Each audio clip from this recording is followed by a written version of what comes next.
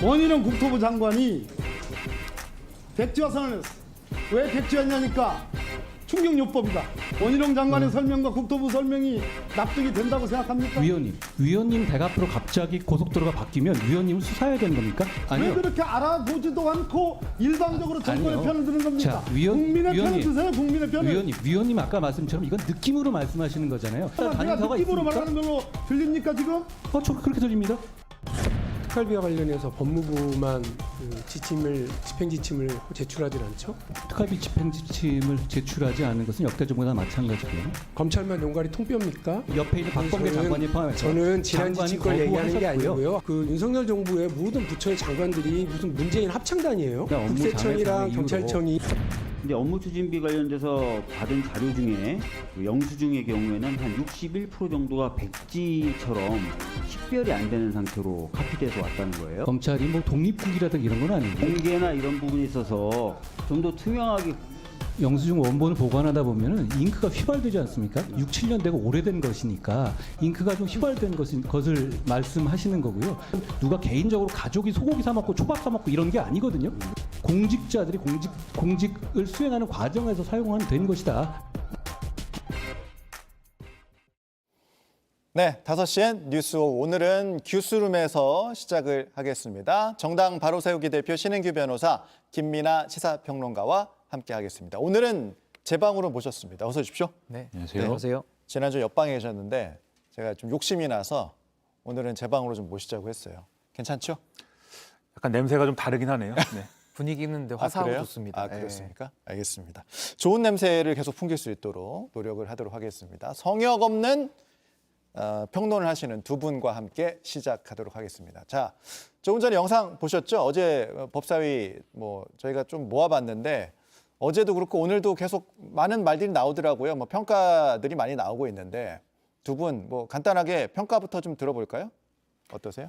저는 사실 저런 갈등의 문제, 말싸움의 문제가 하루 이틀 된 게 아니죠. 네. 지금 국회 내에서 국가는 위기이고 국민들은 여러 가지 지금 인생의 문제로 아우성치고 있는데 네. 지금 정치를 하는 국가 지도자들은 저렇게 국회에서 서로 감정이 네. 가득 실린 저런 싸움을 하고 있거든요. 예. 과거에는 아이들 싸움을 어른들이 말렸는데 네. 지금은 어른 싸움을 아이들이 말려야 되는 지금 이런 상황 아닌가. 전 대한민국의 정치의 수준과 질이 지금 매우 떨어지고 있다. 저는 이렇게 평가합니다. 역시 이제 모두 까기로 시작을 하셨고 어떻게 보셨습니까?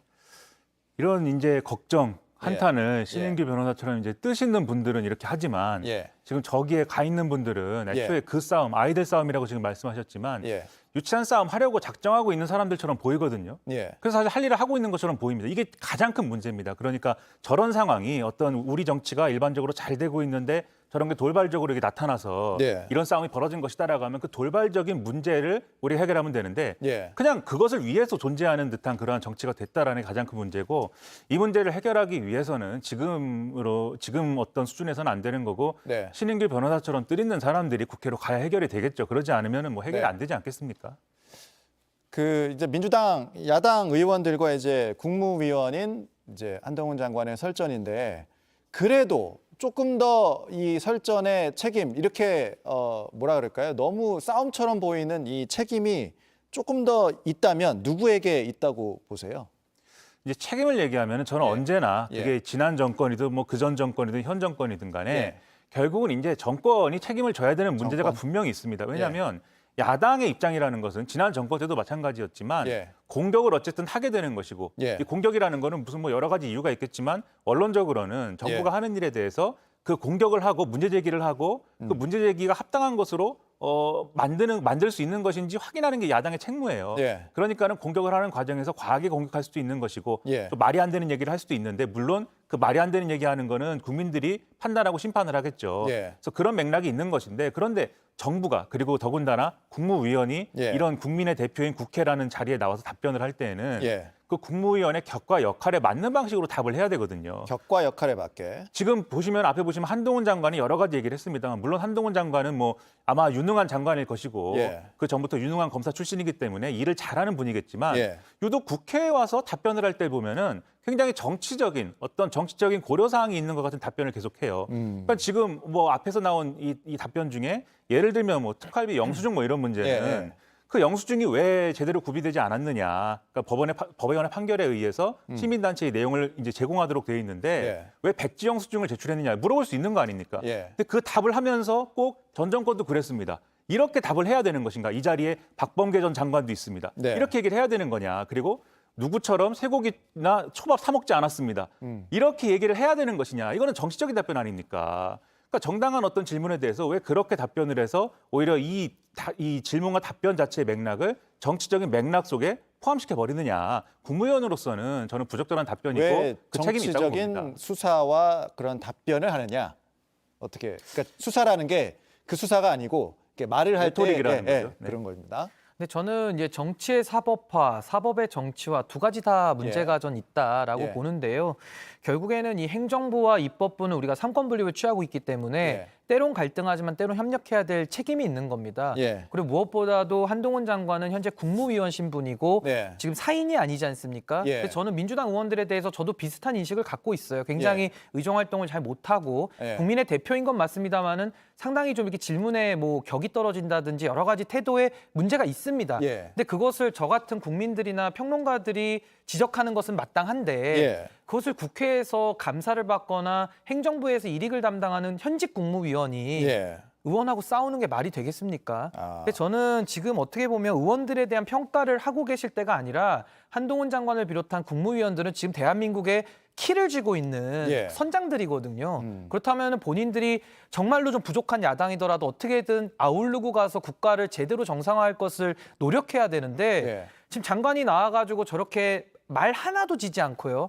저렇게 나와서 싸우다 보면은 오히려 저는 한동훈 장관에게는 제가 나는 국대다 대변인 오디션 출신 아닙니까? 예. 오히려 그 공당의 오디션에 나가시거나 아니면 이런 평론의 자리에 오시거나 아니면 국민의힘의 수석 대변인 자리를 가시는 것이 훨씬 더 어울린다. 저는 이렇게 보고요. 평론의 자리에 가는 게 국무위원의 자세는 아니라고 저는 봅니다. 특히 정치적 중립을 고도로 요구받는 법무부 장관으로서는 더더욱 아니고요. 예. 마지막으로 말로 흥한 자는 저는 말로 망한다고 봅니다. 예. 그러니까 지금도 한마디도 지지 않고 저런 식으로 하는 것이 지금 당장에는 지지자들에게 시원함을 주고 한동훈 장관도 지금은 뿌듯할 수 있어요. 예. 근데 이것이 나중에는 본인의 발목을 분명히 잡을 것이다. 전 그렇게 생각합니다. 반면에 근데 민주당에서도 좀 너무 지지자들을 향해서 어필을 하다 보니까 예를 들면 뭐 민영배 민주당 의원 페이스북에 보니까 한동훈 장관에 대한 평가를 뭐 이렇게 썼더라고요. 서서히 맛이 가고 있는 중 하루 강아지 뭐 무서운 줄 모른다더니 뭐 이런 식의 이제 표현을 쓰기도 하는데 이런 표현들도 또 너무 나간 것이 아니냐 뭐 이런 주장도 있습니다. 이것에 대해서는 어떻게 보십니까?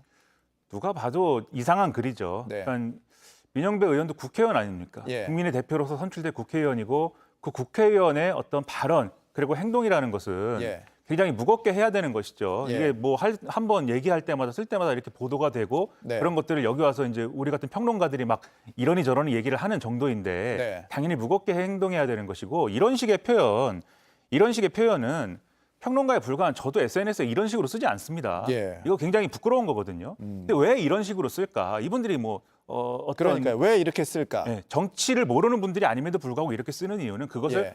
그것을 보면서 그것을 긍정하고 좋아하는 지지층이 일부 있기 때문이죠. 그리고 우리가 오늘 이렇게 법사위에서 벌어진 일이라든가 이 한동훈 법무부 장관과 민영배 의원의 얘기를 막 하지만 이런 얘기에 일상적으로 관심을 가지고 있는 유권자층은 사실은 일반적으로 우리가 뉴스에서 얘기하는 정치 고관여층인 것이고요. 예. 열성적인 지지자들입니다. 그 열성적인 지지자들은 이런 대립구도에 굉장히 익숙하고 이러한 대립구도가 연출되는 걸 원하기 때문에 이런 걸 쓰면 사실 이런 글에 이제 환호를 하는 것이죠. 마찬가지로 한동훈 장관이 아까 왜 그런 식의 어떤 정파적 대답을 하는가에 있어서도 지금 뭐 신인기 변호사님 등이 이렇게 준엄하게 비판하는 이런 내용을 사실 장관들이 모르겠습니까? 한동훈 장관도 그렇고 원희룡 장관도 그렇고 이분들이 그걸 몰라서 이렇게 하고 있다기보다는 그걸 알지만 그 광경 지켜보는 사람은 결국 이 강성 지지층이라든가 그다음에 또는 그러한 어떤 강성 지지층의 이 어떤 지지층을 끌고 가고 싶은 대통령인 거거든요. 그러니까 그러한 니즈가 있기 때문에 사실 네. 하는 것이지 예. 그렇다고 하면은 이런 정치적 환경 자체를 바꾸는 것이 필요한 때인데 누구도 네. 그것에 대해서는 목소리를 내지 않기 때문에 우리가 오늘 이런 좀 비극적인 장면을 보고 있는 것 아닌가 이런 생각이 듭니다. 그러니까 어제